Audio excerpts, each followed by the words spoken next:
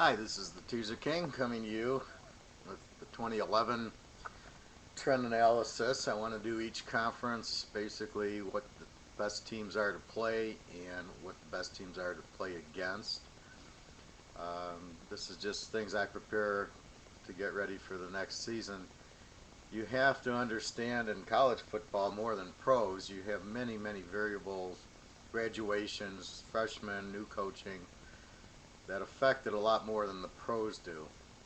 So last year, for example, TCU, you'd go with, you know, most every week.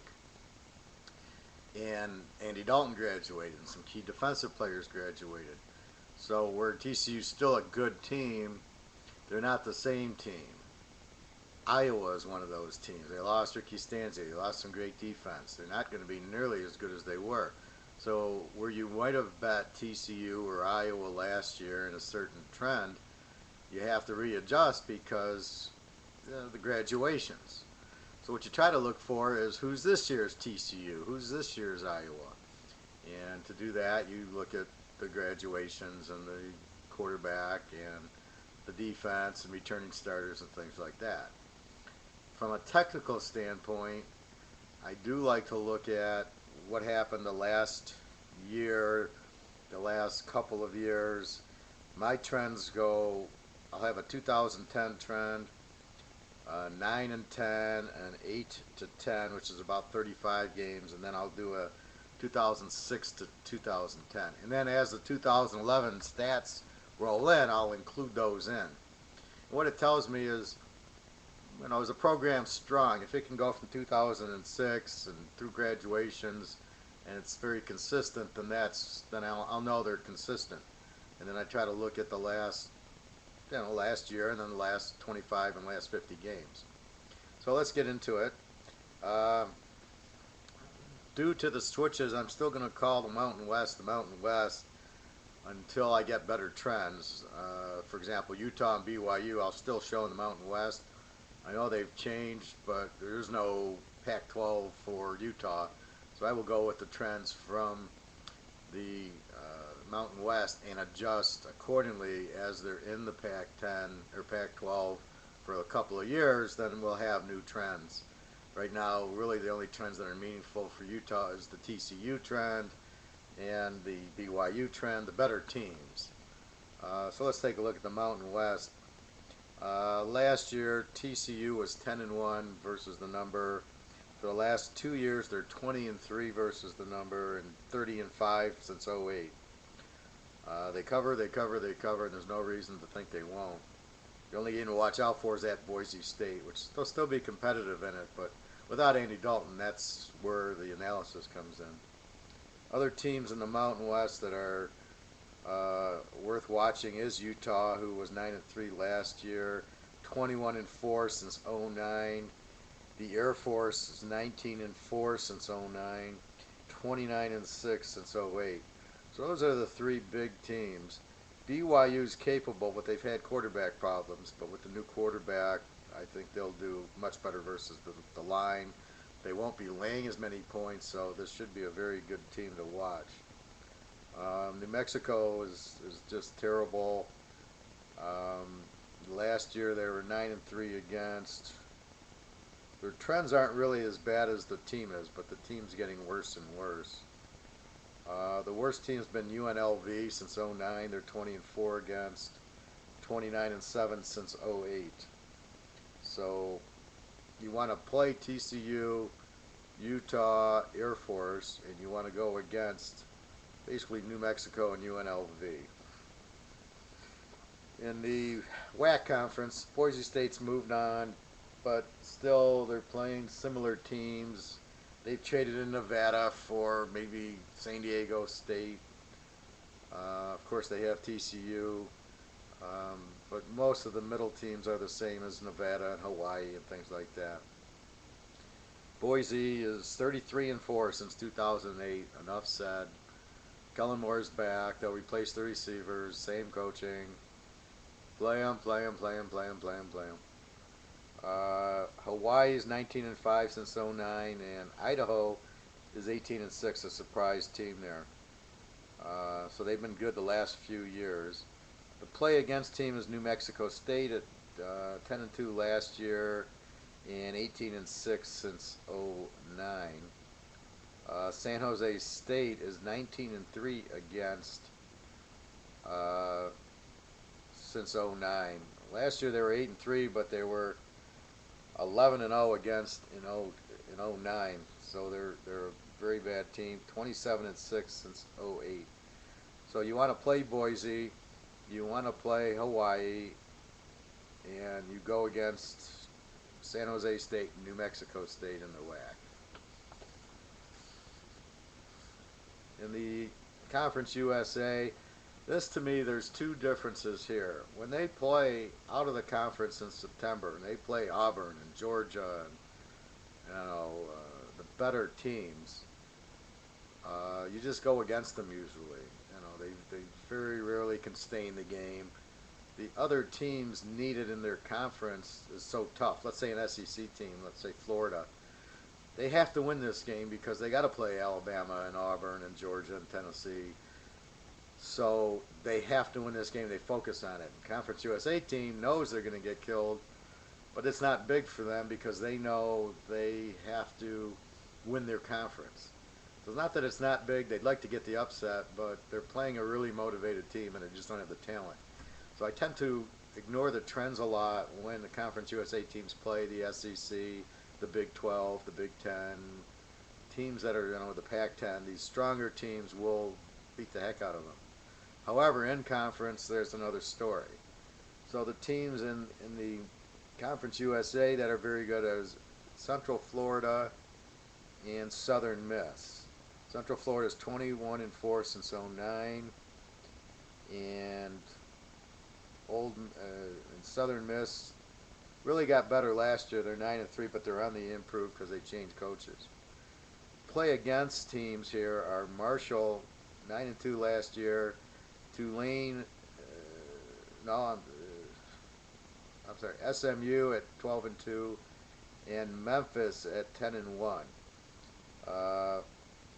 There's a trend here since '06. Memphis is 46-8 play against, 21-4 specifically as a road dog, 14-3 as a home dog. So you get Memphis as a dog. It's just pretty much play against them. Other teams, Tulane and SMU since '08 are 76% against. That's about it. Marshall is 13-2 as a home favorite since '06. And that's got to be mostly in conference. And the trends will do. I mean, Marshall's not going to be a home favorite against any big team. They're going to go on the road and play them. So that's where the trends really come in, because Marshall's only going to be home favorite generally against the team from their conference, or if they're playing a Mountain West or a WAC team that travels to them. Houston also is 11-1 as a home dog since '08. And East Carolina 16-3 as a home favorite since '06. East Carolina is also 10-1 as a home dog since '06. I know they've had some big wins over Virginia Tech, so they're a team to watch. Houston's also 12-2 as a road dog since '06 also. With their style, they will play with the big boys a little better than most teams.